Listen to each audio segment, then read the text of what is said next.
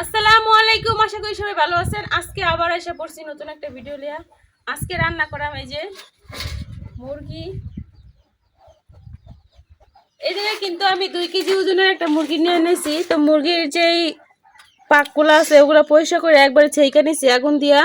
এখন এই মুরগিটা কাটার পালা, এখন আমি কাটটা নিয়াম।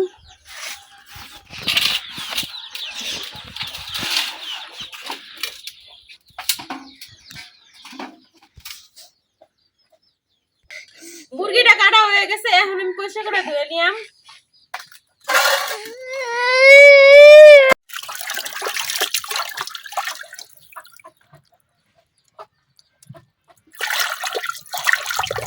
মাংসটা আমি 2-3 বার ধুয়ে নিছি, এই শেষ ধোয়া।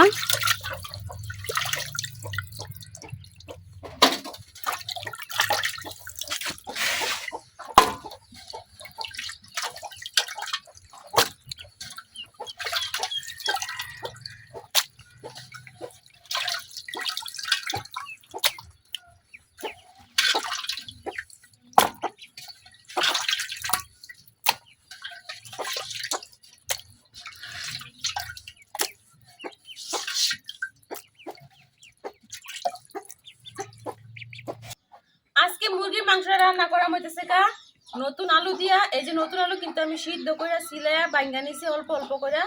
তো এখন আমি রান্না করে লেগে চুলাটা ধরাই নিয়াম। আমার চুলা ধরানো কিন্তু হয়ে গেছে, এখন আমি রান্না করার লেগে বড় একটা পাতিল বসাই দিতেছি।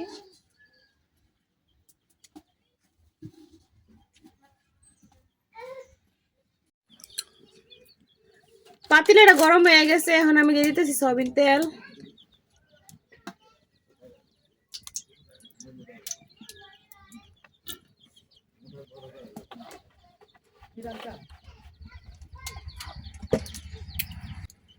তেলটা কিন্তু হালকা গরম হয়ে গেছে, এখন আমি দিয়ে দিলাম কাটে রাখা পেঁয়াজ।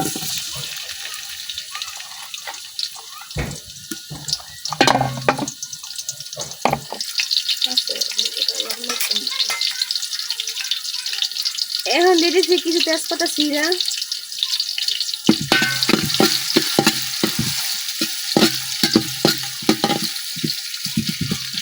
পেঁয়াজটা কিছুক্ষণ ভাজিয়ে নিলাম। এখন দিয়ে নিতেছি কিছু আস্ত গরম মশলা।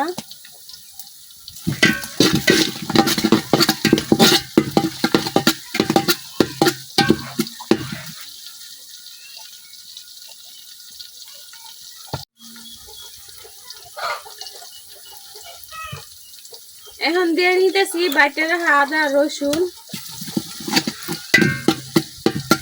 পেঁয়াজের সাথে আমি আদা রসুন বাটাটাও কিছুক্ষণ ভাজিয়ে নিলাম।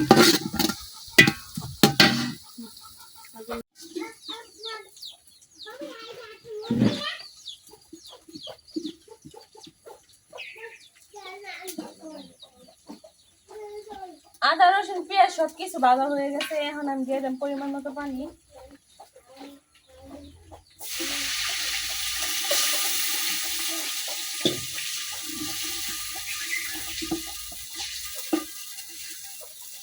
এখন দিয়ে দেবেন করে সব গুঁড়া মশলা।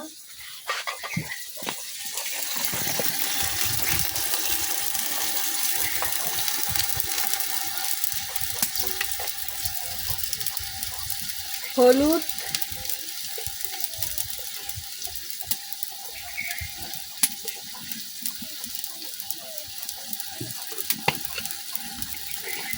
শুকনা মরিচের গুঁড়া,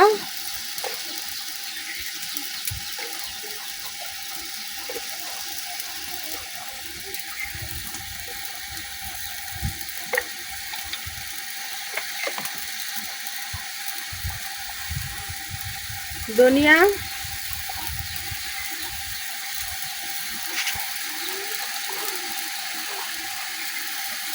ভাজা জিরার গুঁড়া,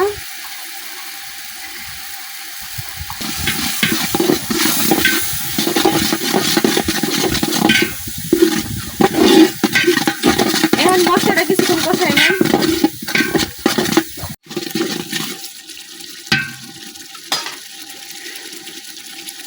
এখন দিয়ে দিচ্ছি লবণ।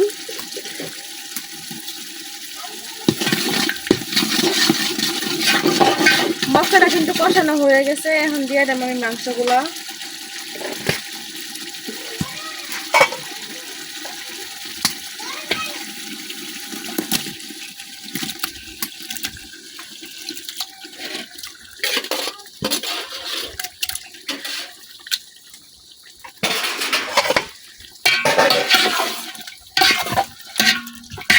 মাংসের সাথে মশলাটা খুব ভালোভাবে মিশিয়ে নিলাম।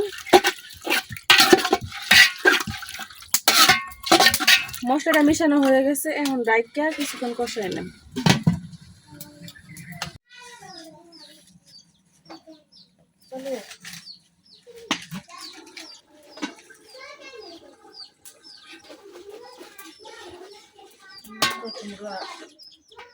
মাংস যখন কষানো দিয়েছিলাম তখন কিন্তু আমি কিন্তু পানি দিয়েছিলাম না। আর দেখেন এখন মাংস থেকে কত পরিমাণে পানি দিয়ে দিচ্ছে।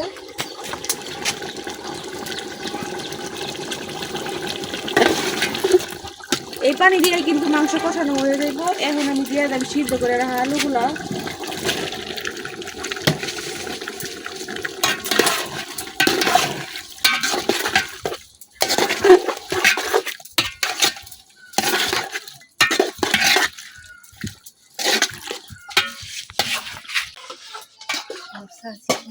খারু এখন ডাইটটা আরো কিছুক্ষণ কষাই নেন।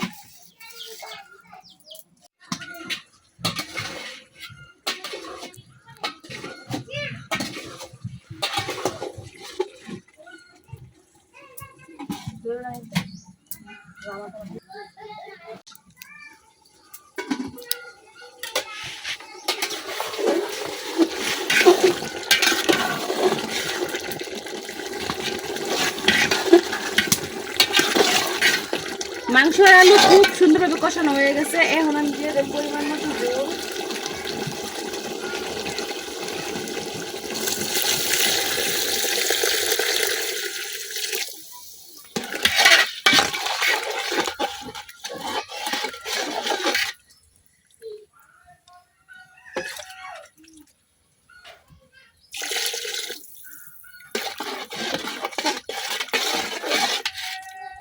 এতটুকু জুলেই কিন্তু হয়ে যাইব।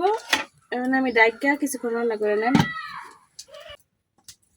আপনারা হয়তো ভাবতেছেন যে অত বড় পাতিলে কে লিগে রান্না করতেছি, কারণ আমার এখন কিন্তু বুড়ো ক্ষেত লাগানোর সময়। এখন ক্ষেত লাগানোর সময় হয়েছে, তো ক্ষেত লাগাইতে যারা আইছে ওরা কিন্তু মেহমান, তো ওদের জন্যই কিন্তু রান্না করা হইতেছে। 10 জন লোক আছে, ওই 10 জনের জন্য রান্না করা হইতেছে। তো শুধু মুরগির মাংস রান্না করতেছি না, এই জায়গায় রান্না করতেছি দেশি আলু, এই জায়গায় রান্না করতেছি নতুন আলু দিয়ে মুরগির মাংস, আবার রান্না করতেছি মসুর ডাল, তারপরে আবার আছে বাজি। তো অনেক কিছু রান্না করতেছি। বাজি আর ডাল কিন্তু দেখাই নাই, ওই চুলায় রান্না করা শেষ। মুরগির মাংসটাই দেখাইতেছি।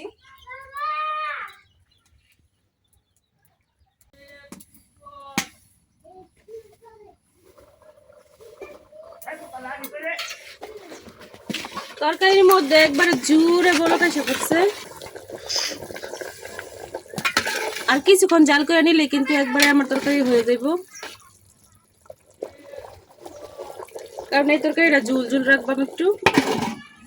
রাইকা কিছুক্ষণ রান্না করে নেন।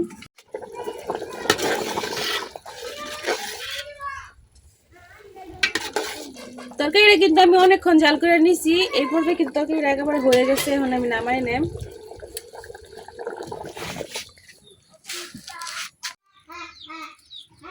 এই যে হয়ে গেছে আমার নতুন আলু দিয়ে মুরগির মাংসের তরকারি। এই দেখেন তরকারি কালারটা কত সুন্দর হয়েছে।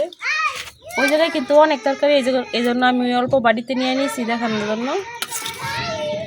তো দেখতে আছেন আমার তরকারি কালারটা কত সুন্দর হয়েছে, আর সুন্দর একটা গ্রান বার হয়েছে।